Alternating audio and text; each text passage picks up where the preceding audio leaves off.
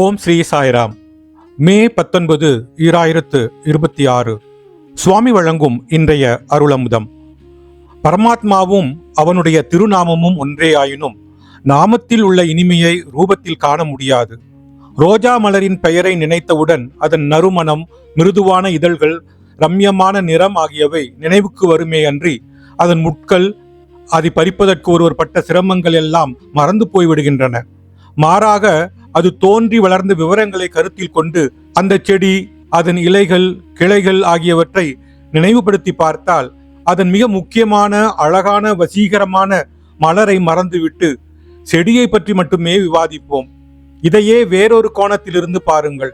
மாம்பழம் என்ற பெயரை சொன்னவுடனே அதன் ஈடு இணையற்ற இனிய சுவை ஞாபகத்திற்கு வருகிறது.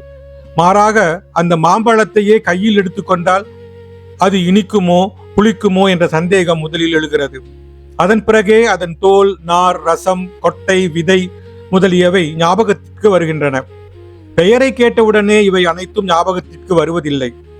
அதன் இனிமை மட்டுமே நினைவுக்கு வருகிறது. தியானவாகினி அத்தியாயம் 7.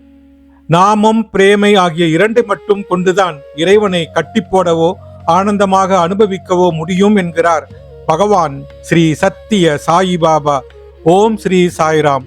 ஓம் ஸ்ரீ சாய்ராம். ஓம் ஸ்ரீ சாய்ராம்.